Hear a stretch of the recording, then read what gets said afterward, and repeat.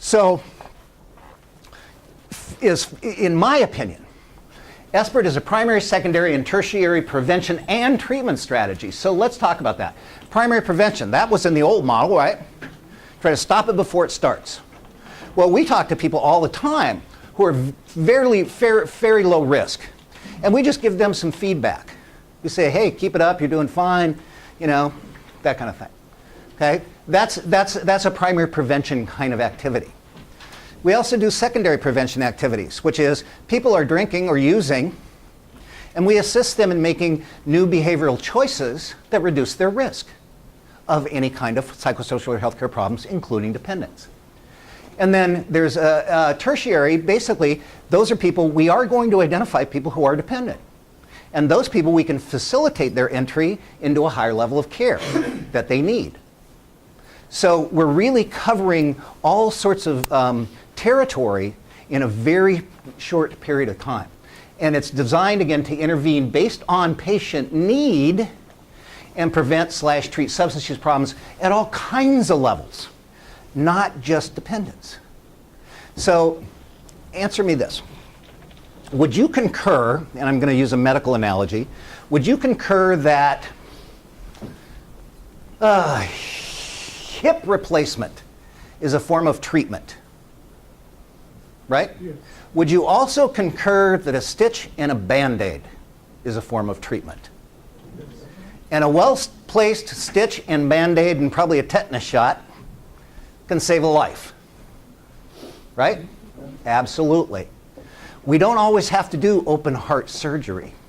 Sometimes we just need a stitch and a Band-Aid, right? That's what it's called for. What we've, again, in that old model, we wait for people to get really sick. They need the open heart surgery, right?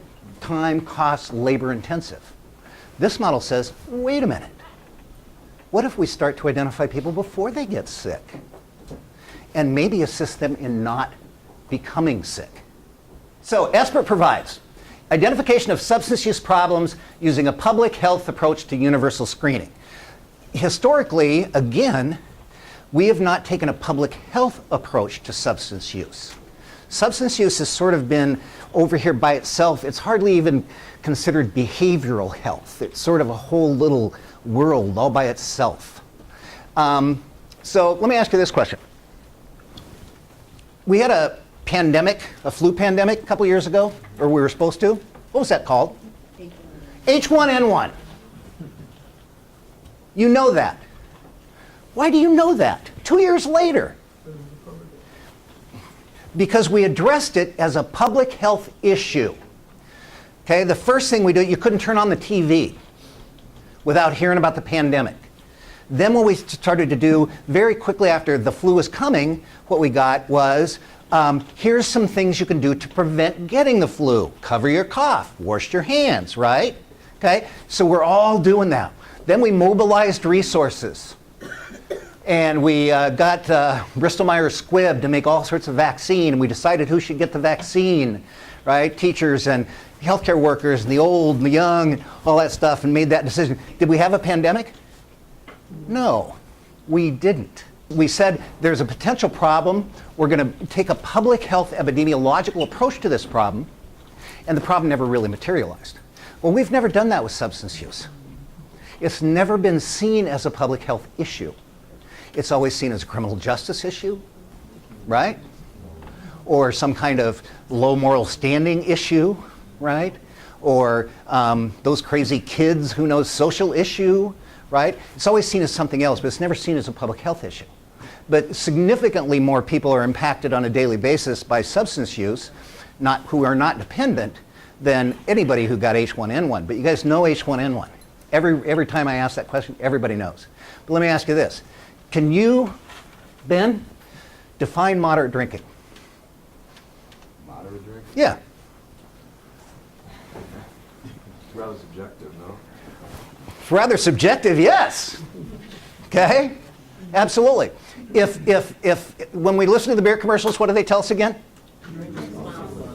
What does that mean? Don't blame us when you get a DUI. Don't blame us when you get a DUI. Okay?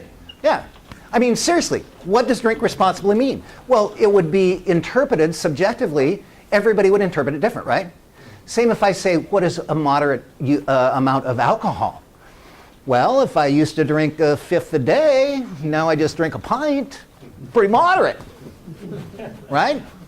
So it's very subjective. So that's not helpful. I'm going to talk more about limits here in a minute. But so we want to take a public health approach, and we want to screen everybody. The dependent people are really easy to find. They generally self-identify, okay? Because they're a mess. But those yellow light folks, they're not so easy to see. In fact, they're probably not on anybody's radar most of the time, because what they're doing is it doesn't rise to that level where you just go, holy crap, you know, Bob's a mess. Just doesn't rise to that level. So we can identify, take this public health approach. We want to do progressive levels of intervention based on the level of need. We want to provide a Band-Aid and a stitch when it's necessary, but we also want to provide open heart surgery if that's what's needed. The primary goal of Sbirt, and I said this earlier, isn't to identify people who are dependent. Our goal is to identify those who are at risk for psychosocial health care problems related to their substance use choices.